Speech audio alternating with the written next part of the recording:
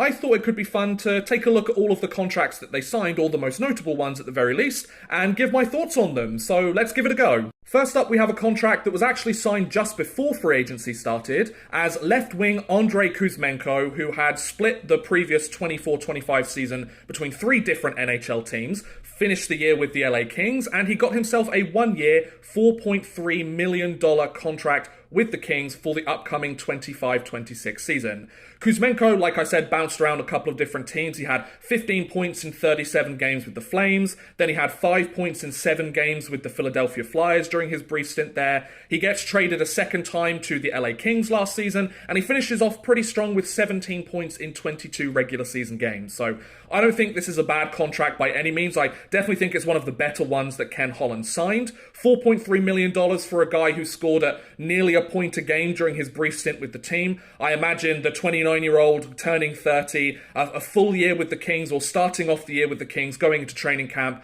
I think this is going to end up being a pretty decent signing, and obviously Kuzmenko's betting on himself with the salary cap increasing by like $10 million next year. Hopefully he plays well for the Kings and gets himself a good raise, so off to a good start. Next up, we have former Montreal Canadiens forward Yoel Armia, who signed a 2-year, $5 million deal with the Kings, worth an average annual value of $2.5 million a season. Yoel Armia was a decent depth scoring guy and a decent kind of top 9, middle 6, maybe bottom 6 forward for the Montreal Canadiens over the last few years. During the 23-24 season, he had 25 points in 66 games, and during the recent 24-25 season, he had 29 points in 81 games. He did, during the 23-24 season, spent some time in the minors with Laval, but played really well there and re-earned his spot back in the NHL. So I think this is a pretty good depth move for the Kings, adding a little bit of depth scoring, a guy that is willing to get into those tough areas. He's a good, versatile two-way player. He gets himself into the dirty areas of the ice, and for $2.5 million a season, I don't think this is a terrible deal at all.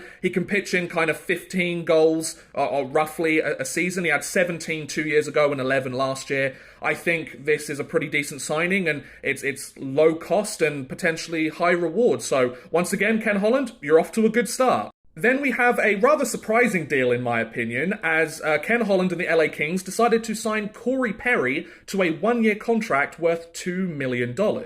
Now, it is worth mentioning that Ken Holland, when he was in Edmonton a couple of seasons ago, was the guy who acquired Corey Perry from the Chicago Blackhawks and brought him into the fold in Edmonton, where he spent the last season and a half. So there is a connection there between Ken Holland and Corey Perry already.